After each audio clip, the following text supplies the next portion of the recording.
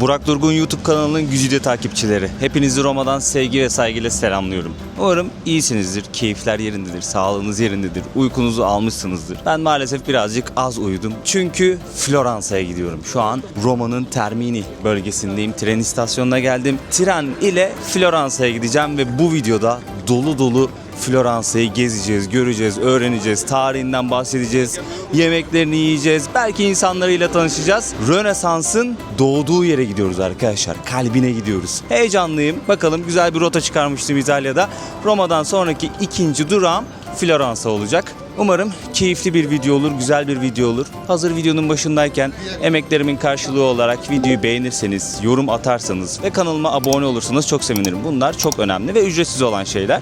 Zili açarsanız, bildirimleri açarsanız da ben videoyu yayınladığımda haberdar olacaksınızdır. Türkiye'nin lider su arıtma markası İhlas Aurasabilio'nun sponsorluğunda videomuz başlıyor. Sizler de evinizde su arıtma cihazına ihtiyaç duyuyorsanız linki açıklamaya bıraktım, oradan bakabilirsiniz. Bilimde, felsefede, sanatta, mimaride, edebiyatta kültürel bir uyanış. Burayı yapmışlar ama üzerini kapatmamışlar başta. Yani bir kubbe yokmuş.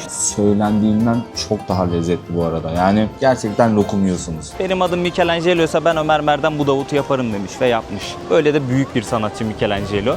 Dediğim gibi bu Medici ailesi bankacılıktan para kazanıyor. Çok büyük paralar kazanıyorlar. Floransa şehri Arno Nehri'nin iki yakasında kuruldu demiştim videonun bir kısmında. Güzel bir renk uyumu dokusu var. Mimari açıdan gerçekten hayran olunası eserler. İnsanlar kuleyi merak ettikleri için gelmiyorlar. Sadece şu pozu verebilmek için geliyorlar bak. Asansör sistemi de oldukça eski. Şimdi sizlere bunu göstermek istiyorum. Böyle demir kapıyı açtık. Annem sulu yemek yaptığında ben hep risotto yiyormuşum demek ki. Türkiye'nin lider su arıtma markası Aurasabilion Unique sunar. Bu bölgede çok fazla evsiz var. Yani birazcık böyle buranın çevresinde gezdim. Bayağı bir evsiz var. Sokaklarda yatıyorlar.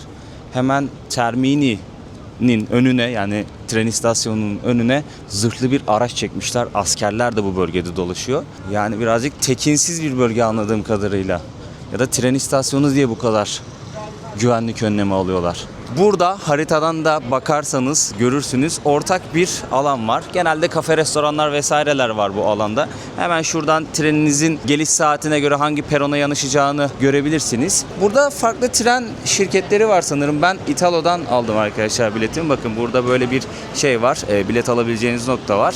Hem kredi kartıyla hem de nakitle biletinizi alabiliyorsunuz. Italo yüksek hızlı tren dostlar. Ben buraya gelmeden önce aldım biletimi. Resmi sitesinden aldım. Açıklamaya bıraktım, oradan bakabilirsiniz. Girdiğim mail adresine QR kodlu o bileti gönderdiler. Şimdi o bileti gösterip içeri gireceğim. Ne olur ne olmaz birazcık erken gelmekte fayda var. Çünkü bilmediğimiz yerler, bir aksilik olur, bir karışıklık olur, bir şey olur. Her zaman erken gelmekte fayda var. Bakın kapılar burada. Şöyle biletimi okutuyorum. QR kodu okuttum. Peronların olduğu kısma girdik. Şimdi 4. perona geldi benim trenim. Trenin gelmesine böyle 20 dakika kala filan belli oldu. Anda, pardon, bu trenle gideceğiz, hemen sol tarafta trenimiz. Trenlerle yolculuk yapmayı çok seviyorum ya. Özellikle hızlı tren sizin işinizi bayağı bir kolaylaştırıyor. Hem konforlu hem zamandan tasarruf ediyorsunuz ama birazcık pahalı oluyor genelde hızlı trenler. Gerçi bak ben bunu ne kadar aldım biliyor musunuz? 22 euro 90 cent. 1,5 saat falan sürecekmiş sanırım. Yani 10.31'de orada olacakmışız. 8.55'te trenim kalkacak. Şimdi Venezia'ya gidiyor bu. Ben Floransa'da ineceğim. Bak 10.31'de varacak. Sonraki durak Bologna'ymış mesela. 11.18'de duracak.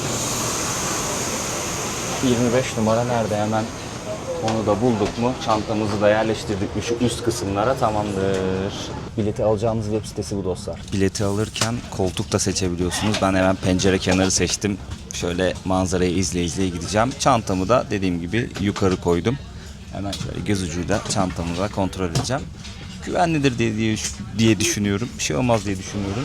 Biraz manzarayı izlerim. Zaten hızlı bir şekilde Floransa'ya varacağız. Umarım güzel manzaralar vardır.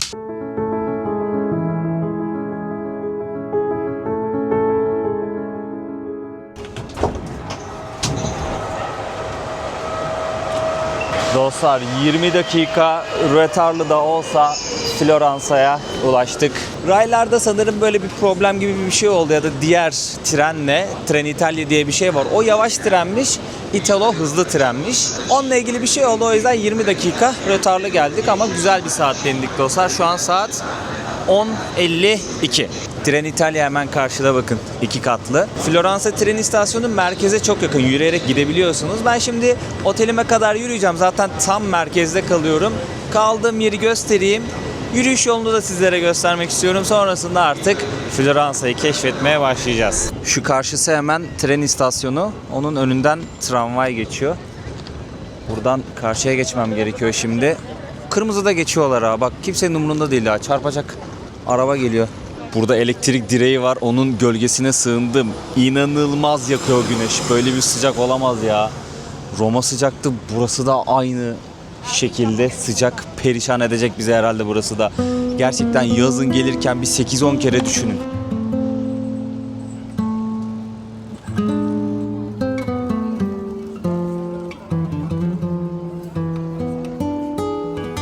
Dostlar şimdi otele yerleştim. Dışarı çıkıp gezme vakti. Tam merkezde kalıyorum. Şahane bir yerde kalıyorum. Kaldığım otelin ismi Dali. Otel Dali. Şimdi buranın müthiş bir olayı var. Şu asansör sistemi var. Eski bir apartman burası. Asansör sistemi de oldukça eski. Şimdi sizlere bunu göstermek istiyorum. Böyle demir kapıyı açtık. Daha sonrasında bunu açıyoruz. Burada ışık yanınca kullanabilirsiniz anlamına geliyor. Diyor ki içeri girin, daha sonrasında diyor önce şu kapıyı kapatın. Yani demir kapıyı kapatın.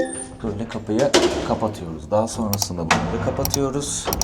Ve artık basabiliriz nereye ineceksek. Hemen şöyle zemine iniyoruz dostlar. Ben Mısır'da böyle bir eski asansöre binmiştim ama bir tane görevli abi vardı yanımda. İlk defa buraya gelince tek bindim. Dedim inşallah kalmayız ama tak tak tak çalışıyor yani. Maşallah diyelim de şöyle tahtaya da vuralım hatta. Batıl inançlarımızı ne olmaz kullanalım bu işte. Şimdi böyle bırakıp gitmiyoruz ama ne yapıyoruz? Bunun uyarısını yapıyor bu yazılan yazılarda. Ben okudum onları önce. Bunu kapatıyoruz. Bak hala kırmızı yanıyor, tamam mı? Kapatıyoruz. Bunu da böyle kapattık mı bu söndü. Şimdi birisi isterse yukarıdan bunu çağırabilir. Sistem bu şekilde. Ve artık gezmeye başlayabiliriz. Hotel Dali. Aha hemen de şu şaheserin Floransa Katedrali'nin, yani dom diyorlardı sanırım buna. Anlatacağım şimdi birazdan. Onun hemen olduğu sokak, yani çok yakınım arkadaşlar. Şöyle göstereceğim tekrardan. Bu binada kalıyorum. Geceliği 96 euro, tuvalet banyosu içerisinde odanın. Benim için gayet güzel bir yer arkadaşlar. Ben böyle yerlerde rahat bir şekilde kalabiliyorum. Yani öyle çok aşırı lüks bir yer aramıyorum. En güzel kısmı da her yere yürüme mesafesinde. Yani tam olarak merkezdeyiz. Bir de İtalya'da şehir vergileri var. Onu nakit olarak alıyorlar sizden. Burada da kişi başı günlük 3,5 euro alıyorlar. Ben check-in yaptığım esnada onu nakit olarak ödedim. Ama otel ücretimi buraya gelmeden önce kartla ödemiştim. Floransa'daki ilk durağımız Duomo Meydanı. Burası şehrin kalbi. Peki neden buraya geldim dostlar? Sizlere şehrin simgesini göstermek istiyorum. Tüm ihtişamıyla karşımızda duran ve kameraya sığdırmakta zorlandığım Floransa Katedrali. Yapımına 13. yüzyılda başlanıyor. 1436 yılında bayağı böyle başından olaylar geçe anca o yıla yetiştiriliyor arkadaşlar. Daha sonrasında Papa geliyor ve resmi olarak burayı ibadete açıyor. Gördüğünüz üzere birazcık renkli bir yapısı var. Pembe mermer, yeşil mermer ve beyaz mermer kullanmışlar burayı yaparken. Ama bu katedralin en etkileyici yanı belki de kubbesi. Şimdi kubbeyle ilgili bir hikaye anlatmak istiyorum. Bayağı olaylı bir süreç yaşanmış o kubbe inşa edilirken. Çünkü burayı yapmışlar ama üzerini kapatmamışlar başta. Yani bir kubbe yokmuş. Daha sonrasında başa çıkamayınca, çünkü çok büyük bir katedral, üzerini kapatacak bir kubbe inşa edememişler. Bir yarışma yapmaya karar veriyorlar ve işte buradaki sanatçılar o yarışmaya katılıyor. Herkes eserlerini sunuyor. 2 kişi de karar kılıyorlar. Karar kıldıkları isimlerden biri Brunelleschi. diğeri de Gilberti arkadaşlar. İkisi de rekabet içerisinde. Gel zaman git zaman beraber böyle buranın inşaatını devam ettiriyorlar. Ama Brunelleschi şunu düşünüyor. Bütün işi ben yapıyorum. Bütün zekayı ben ortaya koyuyorum. Gilberti bunun üzerine konuyor. Daha sonrasında bir gün güzel bir plan yapıyor. Diyor ki ben bir hasta numarası yapayım. İşe gitmeyeyim. Bakalım nasıl devam ettirecekler. Ettiremeyeceklerini biliyor aslında ve bunu hayata geçiriyor. Ve düşündüğü gibi oluyor. Devam ettiremiyorlar kubbenin inşaatını. Buradaki halka Gilberti'nin aslında hiçbir katkı vermediğini kanıtlamış oluyor. Ve daha sonrasında projeyi kendisi devralıyor ve tarihin tozlu yapraklarına bu kubbeyi ben yaptım diyor ve adını altın harflerle yazıyor dostlar. Böyle bir abimiz. İnternette araştırırken katedralin ana kısmına ücretsiz bir şekilde girebileceğiniz yazıyordu ama belli başlı bölümler var yine ziyaret edebileceğiniz. Oralara bilet alıp giriyorsunuz. Hemen bu katedralin karşısında da yine aynı yapıda, aynı estetiklikte, aynı renkte mermer kullanarak bir vaftizhane yapmışlar. Burada da bir kapı var arkadaşlar. Şimdi Floransa'da veba salgını oluyor. Bu veba salgını bayağı kötü geçiyor. Sonrasında veba salgını bitince Tanrı'ya şükretmek için bir kapı yapmak istiyorlar bu vaftizhaneye ve yarışma düzenliyorlar. Bu yarışmayı da bir önceki hikayede anlattığım ve kubbe yapımından ihraç edilen Gilberti abimiz kazanıyor. Kendisi buradaki kapıyı yapıyor ve ünlü sanatçı Michelangelo o kadar güzeller ki ancak cennetin kapıları olmaya layıklar diyor bu kapılar için ve o günden sonra cennet kapısı deniyor buraya. İsmi oradan geliyor arkadaşlar. Vaftizhanenin buraya gelirseniz bu kapının da fotoğraflarını çekin, videosunu çekin, hatıra olarak kalsın. İnsanlar gelip bunu ziyaret ediyorlar. Zaten korumaya da almışlar gördüğünüz gibi. Şöyle göstermek istiyorum sizlere yakından. Şu an biz İtalya'nın Toskana bölgesindeyiz. Floransa Toskana bölgesinin başkenti. Arno Nehri'nin iki yakasına kurulmuş bir şehir. Burası dünya tarihine baktığımız zaman hem kültür tarihi açısından hem sanat tarihi açısından hem mimari tarihi açıdan en önemli merkezlerden bir tanesi.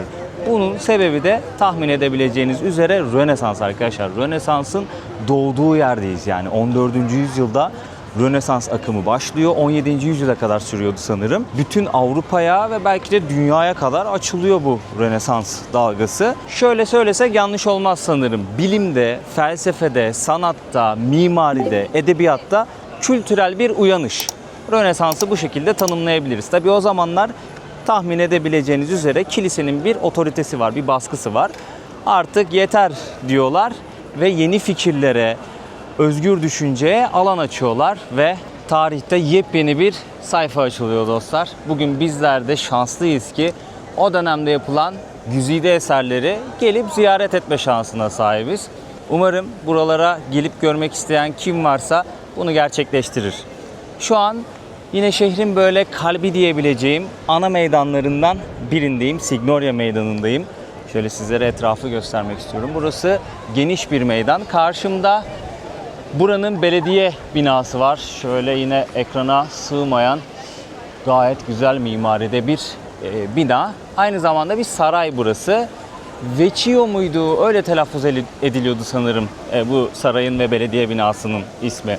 Turistlerin burayı ziyaret etmesinin asıl sebebi karşımızda duran heykel dostlar. Michelangelo'nun ünlü eseri Davut heykeli. Daha doğrusu bu bir replika. Şimdi çok fazla yağış oluyor, işte hava şartları vesaire. Orijinal eser zarar görür diye, kıymetli bir eser çünkü, bir müzeye kaldırmışlar ama replikasını buraya yapmışlar arkadaşlar. Vecchio Sarayı'nın önünde hemen replikasını gelip ziyaret edebilirsiniz. Buradaki turistler gibi. Tabii orijinalini de ziyaret edebiliyorsunuz bu arada. Ben sizlere göstermek istiyordum. Bilet baktım, maalesef full doluydu diyebilirim yani. Neredeyse bitirmişler bütün biletleri ve maalesef benim buralara gelip ziyaret edeceğim dönemde hiç bilet yoktu. Böyleydi yani. Davut heykelinin yapılışı ile ilgili ilginç bir bilgi okudum internette. Michelangelo 40 yıl boyunca hiç kullanılmamış ama daha öncesinde farklı mermer ustaları tarafından bir eser yapılmaya çalışılmış fakat kötü bir mermer olmasından kaynaklı olarak bir esere dönüştürülememiş hasarlı bir mermerden yapıyor Davut heykelini. Birazcık karmaşık cümlelerle anlattım ama anlamışsınızdır diye düşünüyorum. Bu fikir gelince aklına diyor ki 40 yıl boyunca o mermeri kullanmadınız, hasarlı dediniz, ötelediniz, aşağıladınız, kötü dediniz o mermere. Ben demiş Michelangelo'yum. Benim adım Michelangelo'ysa ben o mermerden bu Davut'u yaparım demiş ve yapmış. Öyle de büyük bir sanatçı Michelangelo. Davut heykelinin genelde böyle işte daha önceden yapan ya da o dönemde yapan farklı sanatçılar biraz daha farklı tasvir etmiş Davut'u. Michelangelo hemen o yorumu da değiştirmiş. Ben demiş Michelangelo'yum, farklı bunu tasvir etmeliyim ve halka farklı arz etmeliyim. Genelde şimdi Michelangelo Davut'un hikayesini aktarırken Golyat'la savaşıyor Davut. Bir çiftçi, bir çoban kendisi, özür dilerim. Elinde bir sapan var. Çok böyle odaklanıyor. Golyat bir dev çünkü. Onunla savaşacak. Golyat her gün meydan okuyor. Davut da bir gün meydan okumayı kabul ediyor ama o meydan okumayı kabul ettiği zaman savaşa hazırlanması lazım. Bir odak süreci var. Michelangelo bu hikayeyi anlatıyor. Davut Golyat'ı sapanla öldürür, zaferi kazanır ve o bakış, ben odaklandım ve bu zaferi kazandım. Bu hikayeyi anlatıyor Michelangelo. Diğer sanatçılar da genelde öldürüldükten sonra işte Golyat'ın başı Davut'un galiba ayaklarının altında. Hep bu tasviri yapmışlar. Michelangelo farkını yine ortaya koymuş arkadaşlar. Nasıl olsa Ninja Kaplumbağaların en komik olanıydı. İzleyenler hatırlayacaktır Ninja Kaplumbağaları. O çizgi filmde de Ninja Kaplumbağalar 4 taneydi biliyorsunuz. Michelangelo, Donatello, Rafael ve Leonardo. Rönesans'ın en çok bilinen, belki de en değerli, gerçi hepsi birbirinden kıymetlidir ama sanatçılarından 4'ünün ismini vermişler işte yani. Michelangelo, Donatello, Rafael, Leonardo. Bu arada buraya gelip ziyaret edebiliyorsunuz. Yani şu alan ücretsiz. Tabii aynı zamanda bir müzeymiş burası. Bilet alıp müzeyi de gezebiliyorsunuz. Şimdi sizlere burayı göstereyim. Burada çok önemli bir aile var. Medici ailesi. Floransa'yı Floransa yapan, Rönesans'ın belki de önünü açan, süreci hızlandıran bir aile. Çok zengin bunlar. Bankacı yanlış bilmiyorsam bu aile. Köpek gibi paraları var ve bu parayı çok iyi kullanıyorlar. Ne yapıyorlar? Sanatçılara alan açıyorlar, yatırım yapıyorlar, kaynak sağlıyorlar. Sen bir eser mi yapacaksın diyor. Al diyor sana şu kadar para, şak. Benden diyor bütçesi, sen diyor çalış. Bakar mısınız ya? Kafayı nereye çevirsen bir heykel var. O kadar güzel yapmışlar ki böyle detay detay görüyorsunuz. İşlemişler o kasları, damarları vesaireleri hepsini işlemişler yani. Hakikaten müthiş ya. Şimdi buna bir finansman sağlayamazsan nasıl olacak bu iş? Medici ailesi de işin o kısmında aslında ön plana çıkıyor. Floransa'ya geldiğiniz zaman ne pizza ne de makarna. Et yemeniz gerekiyormuş dostlar. Şöyle kendime bir steak söyledim. Üzerinde peynir var, roka var ama şöyle steak'i de göstereceğim sizlere. Floransa'nın olayı buymuş. Burada et çok meşhurmuş. Birçok yerde makarnacı ya da pizzacı görmüyorsunuz da et restoranı görüyorsunuz. Genelde etleri yağlı ve az pişmiş oluyormuş. Kiloyla söyleyip yiyorlar arkadaşlar. Restorandan restorana göre değişiyormuş. Benim bulunduğum restoranda en az 1 kilo sipariş edebiliyorsunuz. Onun da fiyatı 60 euro. Ama o et kemikli. Ben sadece antrikot söyledim. Şöyle göstereyim sizlere. Löpet şeklinde getirdiler. Üzerinde roka ve peynir var. Yumuşacık. Gayet lezzetli. Gerçekten lezzetli. Bu tabağın fiyatı 28 euro ve bayağı az pişirmişler bu arada. Özellikle dikkat ettim. Etin içindeki o çiğlik, kırmızılık çok net bir şekilde gözüküyor. Ama yine de yerken beni rahatsız etmedi. 2-3 lokma aldım. Yine de beni rahatsız etmedi ki ben iyi pişmiş severim. Çok açık söyleyeceğim. Söylendiğinden çok daha lezzetli bu arada. Yani lokum gibi bak. Lokum yiyorsunuz. Gerçekten lokum yiyorsunuz. Farklı çeşitte böyle et tabakları var. Ben buradaki garson abinin önerisi üzerine böyle gittim. Peynir ve rokayla gayet güzel bir kombin olmuş bence. Limon da verdiler yanına. Afiyet olsun dostlar. Benim yemek yediğim restoranın ismi Trattoria San Lorenzo dostlar. Sokaklarda yürürken şans eseri buldum dostlar. Ben böyle et restoranlarına bakıyordum. 4,5 puan almış 2550 yorumda. Şimdi burada et gerçekten bu arada yani şunu söyledim yedikten sonra ben ne yiyorum ya dedim. Ben ne yiyorum ya dedim. Ben kolay kolay bir şey böyle çok fazla abartmayı sevmem. Çok iyiydi. Gerçekten çok iyiydi. Floransa'da et olayı başka seviye demişlerdi bana buraya gelmeden önce. Birazcık araştırdım. Full et hakkında böyle insanlar öneri yapıyor. Birkaç tane restoran buldum. İnanılmaz yorum almış. 6000-7000 yorum. 4.8'ler 4.9'lar havada uçuşuyor. Rezervasyonla alıyorlar. Rezervasyon bulamıyorsunuz. Bir de ben tek olduğum için almakta çok istemiyorlar gibi. Çünkü gittiğiniz yerde kiloyla yine söylüyorsunuz filan vesaire bilmem ne. Burasını böyle ara sokakta buldum, dedim bir oturayım yiyeyim madem böyle çok kalabalık değil. Feciydi, gerçekten çok iyiydi. Ve fark ettiyseniz trattoria yazıyor. Restorante yazmıyor ya da İtalyancası ristorante yazar. Farkını araştırdım internetten. Farkı şuymuş. Ristorante dedikleri restoran, ha bakın şurada yazıyor mesela, hemen arkamızda var bir tane.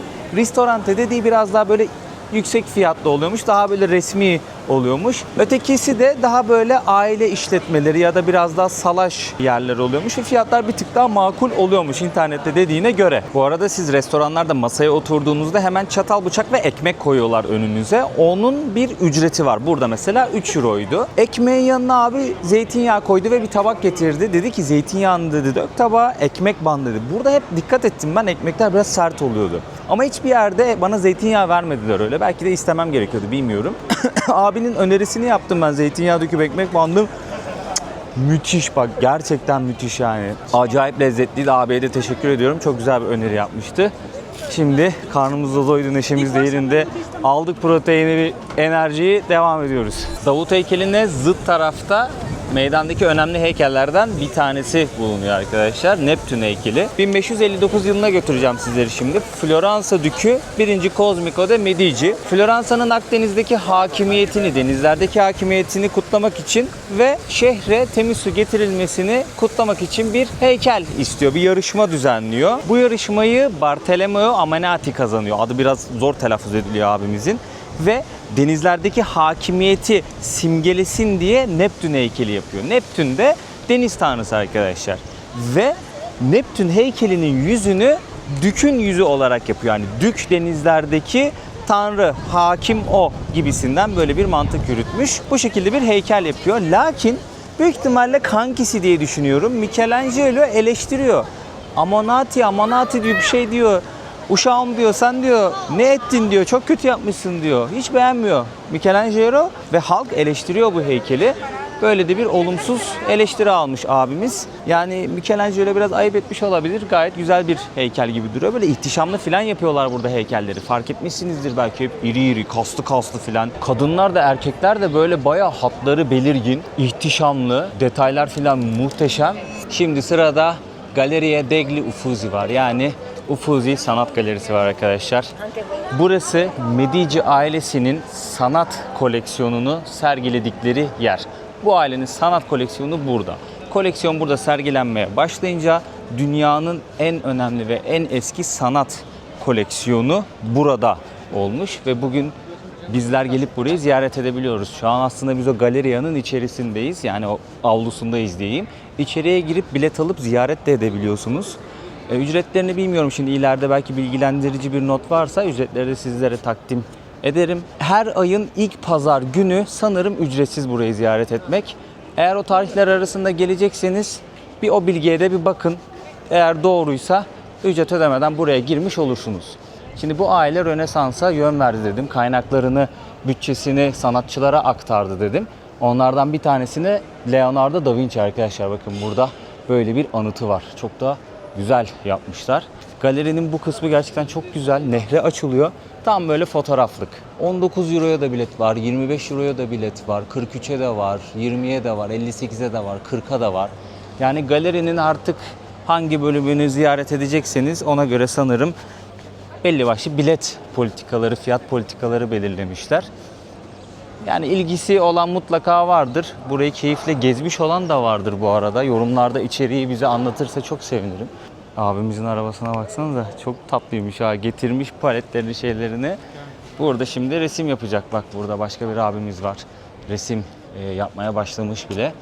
Hakikaten şahane bir manzarası var. Tam böyle fotoğraflık bir yer yani. Bak burayı unutmayın. Dediğim gibi bu Medici ailesi bankacılıktan para kazanıyor. Çok büyük paralar kazanıyorlar ve tabii ticaret de yapıyorlar. Bu büyük parayı mantıklı değerlendiriyorlar. 14. ve 17. yüzyıllar arasında Floransa'da hakim bu aile. Ama bu insanlar soylu değil, öyle hanedan filan değil. Ama o kadar kuvvetliler ki hanedan gibi kuvvetliler. Hatta Avrupa'daki belli başlı işte o zaman krallıklar vesairelerde bu insanlar işte birilerini bir yerden bir yere getirebilecek kuvvette ve kudretteler. Hatta papayla filan böyle bir yakınlık kurmuşlar o dönem. Onun bankası konumundalar. Böyle söylemem daha doğru olur sanırım. Ve tabii ki işte dediğim gibi belli başlı sanatçılara da ön ayak oluyorlar. Kaynak sağlıyorlar. Rönesans'ta gerçekten önemli ve etkili bir rol alıyorlar. Ama bu bankacılık sistemini bir ara batırmışlar. Öyle bir not da okudum. Durum böyledir arkadaşlar. Medici ailesi önemli yani Floransa için. Floransa'da hakikaten birçok yerde onların izini görüyorsunuz. Gezdik dolaştık, nehir tarafına geldik. Floransa şehri Arno Nehri'nin iki yakasında kuruldu demiştim videonun bir kısmında. Şimdi o kısma geldik dostlar. Arkamda bir tane köprü görüyorsunuz. Burası şehrin önemli noktalarından bir tanesi. İkonik noktalarından bir tanesi. Ponte Vecchio yani eski köprü anlamına geliyormuş. İlk kurulduğu zaman Roma dönemiydi yanlış hatırlamıyorsam. Ahşaptan kuruyorlar köprüyü ama sürekli yıkılıyor. Irmağın üzerinde. Daha sonrasında diyorlar ki biz bunu böyle yapmayalım. Ne yapalım? Taş köprü yapalım. 3 kemerli taş köprü yapıyorlar. 2 tane mimar, usta kafa kafaya veriyor bunu yapıyor. Daha sonrasında bunun üzerine tabii ki de dükkanlar kuruyorlar. İlk dükkanlar kasaptır, sakatatçıdır, İşte dericidir bunlar varmış ama bu dükkan sahipleri atıklarını direkt olarak nehre attığı için şehirde çok kötü bir koku yayılıyormuş. Dönemin dükü demiş ki abi böyle olmaz hepinizi kapatıyorum. Ne yapmış? Yerine kuyumcular çarşısı yapmış. Yani 6. mücevherci dükkanı açılmasını istemiş. O günden bugüne kadar bu köprünün üzerinde bu dükkanlar işliyor. Şimdi köprünün üzerine doğru ufak ufak gidiyorum. Bu arada çok güzel caddelerden yürüyerek buraya geliyorsunuz. Mesela bakın bu caddeden de böyle gitseniz yine o katedralin olduğu meydana doğru gidiyorsunuz. Zaten bak şurada biraz parlıyor ama parmağımla göstereyim. Katedralin şeyi görüyoruz yani o haç işaretini ve kubbenin ucunu görüyorum ben buradan. Sol tarafta bazı mücevherciler, altıncılar açık. Bazıları da dükkanı kapatmış durumda. Hatta çoğu kapalı. Çünkü birazcık geç geldim. Saat 8'e çeyrek var. Hava sıcak olduğu için yavaş yavaş geziyorum. Sindire sindire geziyorum. Gerçekten insanın enerjisini emiyor. Yaz ayında İtalya'ya gelirken 550 kez düşünün. Hemen atlamayın. Yanarsınız, mahvolursunuz sıcakta. Makul havalarda gelin derim. Neyse sıcakla ilgili serzenişimi de yaptıktan sonra ve tabii uyarımı ben hikayeme devam edeyim. Şimdi burada gizli bir geçit varmış bu köprünün altından geçen. Medici ailesini bahsettim. İkamet ettikleri saray Pitti Sarayı'ydı. Bir de bir önceki saraya gittik. O da Vecchio Sarayı'ydı. Yani köprüyle aynı isim. Bu iki saray arasında, o saray da yönetim merkezi bu arada yani idari merkez. Bu iki saray arasında aile hiç halkın arasına karışmadan gidebilecek bir gizli geçit inşa ettirmiş. Vasari koridoru deniyormuş buna da. Böyle bir durum var. İkinci Dünya Savaşı'nda bu çevredeki köprülerin hepsini yıkmışlar ama bu köprüyü ellememişler. Kıyamamışlardır belki de bilmiyorum.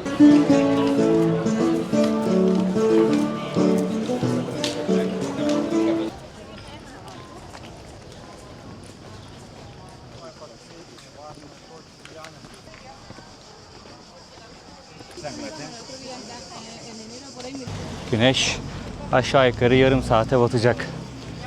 Haritaya Michelangelo meydanı yazıyorsunuz. Benim gibi köprünün karşı kıyısına geçiyorsunuz. Zaten kalabalığın bir tarafa doğru yürüdüğünü göreceksiniz. Köprüyü geçti ya sola dönüyorsun.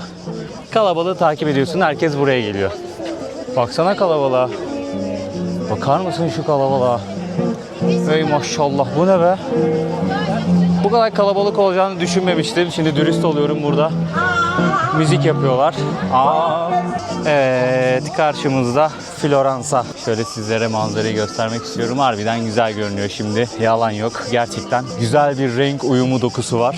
Bozan bir mimari gözüme çarpmadı ilk etapta. Güzel oluyormuş be burası. Katedralin büyüklüğüne baksana. Vay arkadaş ya. O nedir öyle ya. Mimari açıdan gerçekten hayran olunası eserler. Bu arada terledim birazcık çünkü yolda bir tane çeşme gördüm. Aynı Roma'daki usul şişemi her zaman taşıyorum arkadaşlar.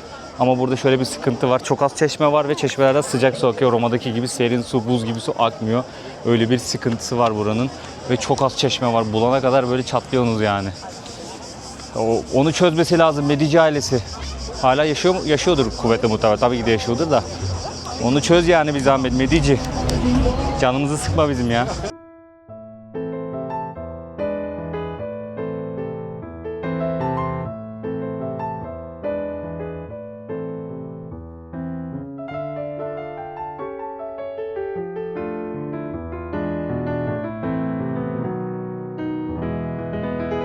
Şu an saat 9'u 7 geçiyor. Hala tam anlamıyla kararmış değil hava.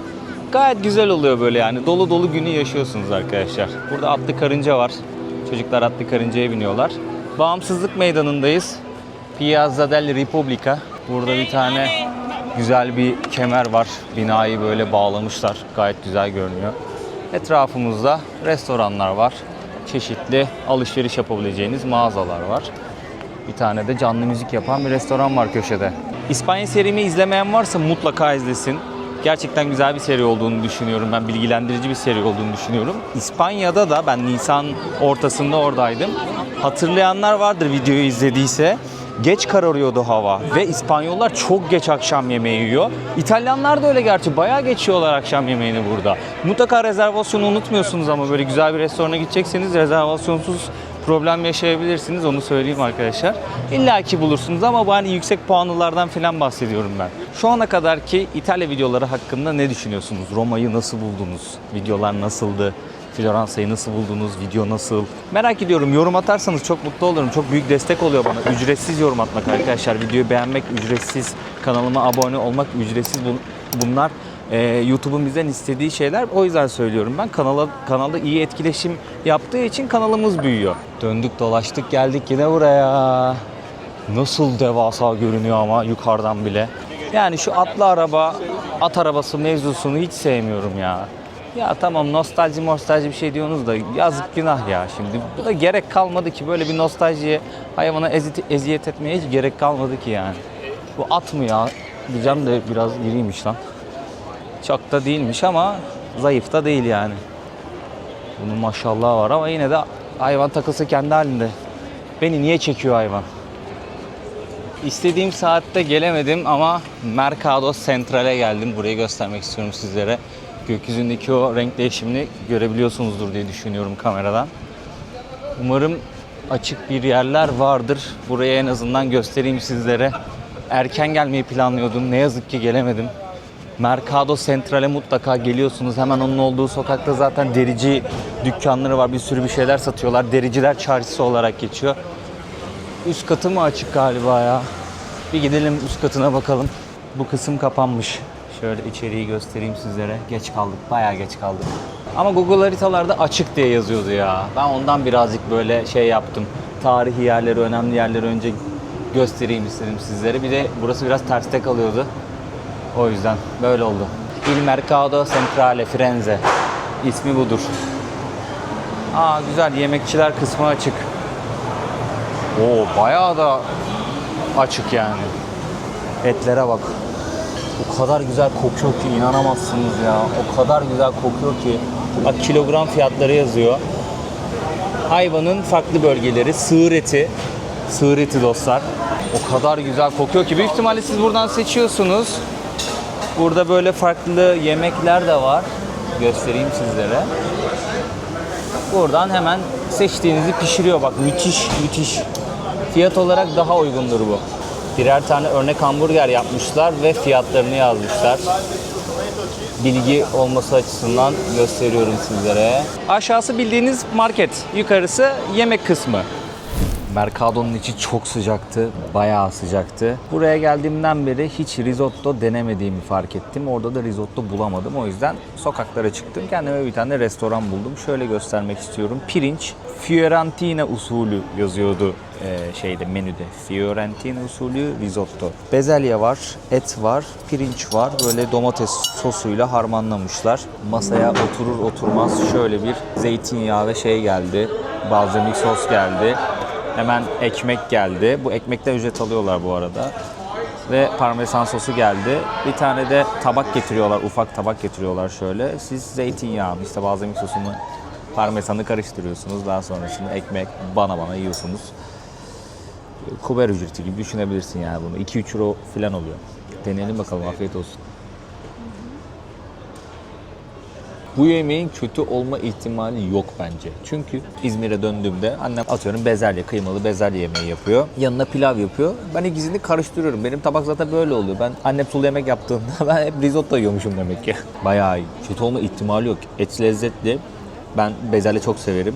Pirinç en sevdiğim şeylerden bir tanesi. Domates sos zaten. Şunun fiyatı 11 euro. Sadece porsiyonu bence biraz az. Tabak çok büyük, tribe giriyorsun. Tabağı görünce ulan ne güzel büyük tabak falan diye. Şu kadarcık koyuyorlar. Ben size domuz yavrusu heykelinin olduğu yeri göstermeyi unuttum ya. Burada dilek diliyormuş insanlar. Domuzun ağzına bozuk para atıyorlarmış.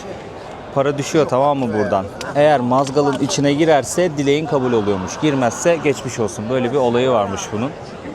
Burası bir market, yine adını telaffuz edeceğim şimdi. Porcellino isminde. Google'a domuz yavrusu heykeli yazın. Zaten sizi direkt buraya getirecek. Floransa çok küçük, yürürken bile bir noktada şöyle bir yapı görebilirsiniz. Buraya damlayın. Domuz yavrusu heykelini görün, bir fotoğraf çekin. Yani dilek olayı tamamen batıl inanç. Paranızı kaptırmayın derim. Ama varsa cebinizde böyle küçük değerli para, deneyebilirsiniz tabii ki şansınızı. Böyle okşuyorlar. Gelenler böyle bunun burnunu okşuyorlar. Kesin şeydir yani, Floransa'ya geri geleceksin falan, öyle bir mevzusu da vardır. Şu arkadaki grup komple okşayınca onu da söyleyeyim dedim sizlere. Abi ama bayağı bir dilek kutusu olmuş orada yani. Şuradan bir yerden su getirdi öteki ama burada çeşme var. Hemen su dolduralım. Hemen su dolduralım. Sıcacık ya. Gerçekten çok sıcak. Nerede o Roma'daki buz gibi çeşmeler, güzelim çeşmeler. Hiç yoktan suya para vermiyorsunuz. Temiz. Gayet kötü bir tadı da yok yani. İçilebilir bir tat. Tek sıkıntısı şu an sıcak, ılık. Afiyet olsun. Floransa'yı gezdik, dolaştık. Buraya kadar gelmişken sizlere bir yer daha göstermek istiyorum. Meşhur Pisa Kulesi'ni biliyorsunuz dostlar. Şöyle yamuk duran bir kule var ya, o kuleyi görmek istiyorum. Pisa ile Floransa'nın arası oldukça yakın. Trenle 1 saate gidebiliyormuşsunuz. Ben de tren istasyonuna geldim. Biletim yok. Sabah erkenden şimdi geldim, saat 7.30 civarı. Biletimi alacağım ve buradan Pisa'ya yolculuk yapacağız. Biletler bu kısımdan alınıyormuş. Şöyle gelecek olanlar için rehber niteliğinde olması açısından göstermek istiyorum. Hemen burası bilet salonu. Burada ofisler var. Oradan şimdi biletimizi alalım. Gidiş dönüş biletimi aldım ben. 9 euro 30 cent bilet dostlar. Şöyle 1. perondan kalkacakmış birazdan. Hemen geçelim ama önce validate ettirmen gerekiyor dedi. Buraya bir stamp bastırıyormuşsun. Bir makine varmış, yeşil makine. Şimdi onu bulmaya çalışacağım. Grazie. Tren kaçacak. Vallahi tren kaçacak. Bu aldığınız biletleri onaylatmanız gerekiyormuş o makinelerde. Abi makineye sokuyorum bir türlü şey olmuyor. En son çocuk baktı, ben mücadele ediyorum. Sağ olsun geldi. O da birkaç kere denedi. Anca öyle yapabildi ama sonunda ne yaptık? Onaylattık bak. İçerisi böyle trenin. Gayet de rahat koltuklar. 2 katlı, altlı üstlü. 9 euro 30 cent. Ben dönüş biletini de aldım. Açık bilet dedi bu arada. Yani bu onaylatmasının sebebi, açık bilet veriyor. İşte onaylatınca saat kaçta bileti kullandığım belli oluyor. Kontrol ettiklerinde görüyorlar. Mevzu o sanırım.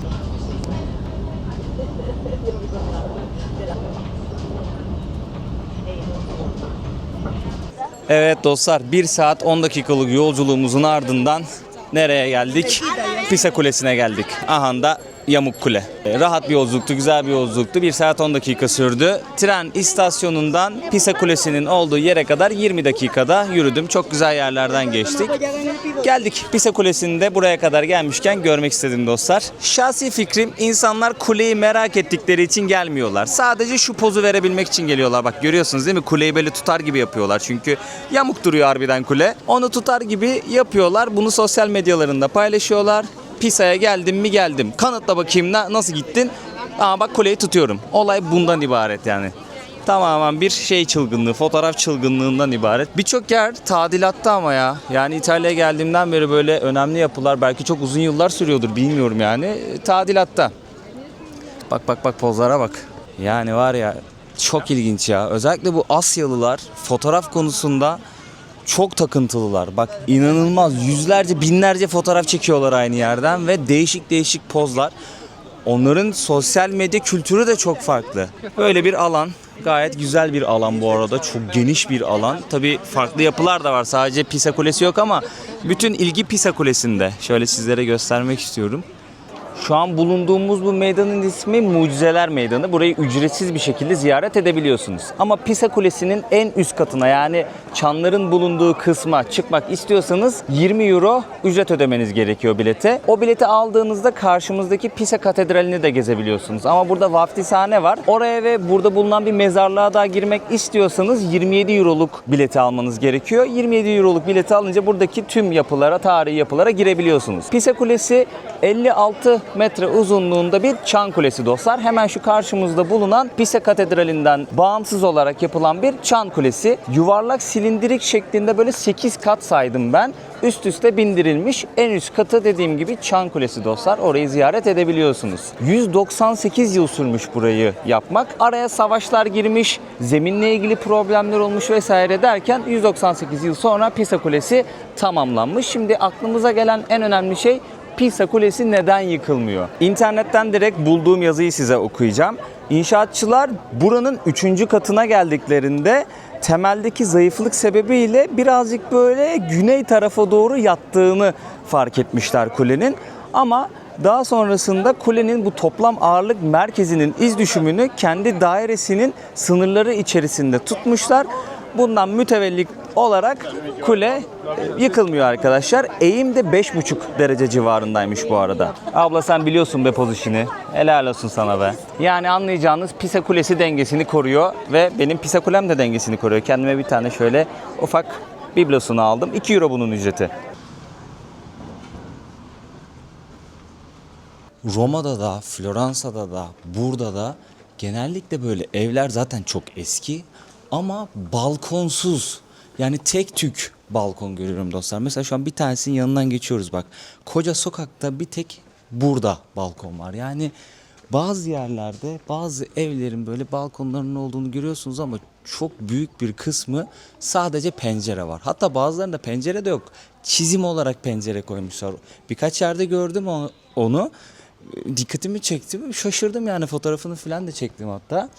Pisa'da oldukça eski bir yerleşim yeri. Şehirden ayrılmadan önce burayı da sizlere göstermek istedim dostlar. Yani o kadar geldik, sadece kuleyi görüp gitmeyelim. Şehrin tarihi sokaklarında da gezelim. Karşımızdaki bu mural dünyaca ünlü bir muralmiş. İsmi Tutto Mondo. Pisa şehrinde görülmesi gereken yerlerden biri olarak geçiyor. Şöyle bir sokakta, tren istasyonuna oldukça yakın bir yerde. Anlamı dünya barışı, sevgi, kardeşlik, bu tarz şeyleri ifade ediyormuş. 30 tane insan figürü varmış. Böyle Yunus vesaire, Yunus kafalı insan figürleri vesaire varmış. Şöyle incelediğimizde harbiden hepsini görüyoruz. Böyle biraz değişik bir anlatım tarzı var. Amerikalı bir abimiz yapmış bunu. İnternette birazcık böyle baktım, hani bir politik eleştirisi mi var yoksa farklı bir şey mi ifade ediyor bize? Dünya barışı, sevgi, kardeşlik, dostluk, gelin birleşelim, barışalım, sevgi, bu tarz şeyleri ifade ediyormuş. Güzel bir mesaj tabii ki. Kilisenin hemen yan tarafındaki evin duvarına yapmış. O yan taraftaki evde de galiba papaz kalıyormuş. İnternette yazan bilgi bu dostlar. Burası da böyle bir meydan. Pisa'nın meydanı, hemen arka taraftaki yolda zaten tren istasyonuna gidiyor. Bu videoluk bu kadar olsun. Kendinize çok iyi bakın. Bir sonraki video farklı bir şehirden gelecek. O zamana kadar esenlikler diliyorum herkese. Videoyu beğenmeyi, yorum atmayı, kanalıma abone olmayı unutmayın. Bunlar ücretsiz ve çok önemli şeyler beni desteklemeniz için. Sevdiklerinizle de kanalımı paylaşırsanız beni çok mutlu edersiniz. Herkese ciao bello diyorum. Türkiye'nin lider su arıtma markası Aura Sebilon Unique sundu.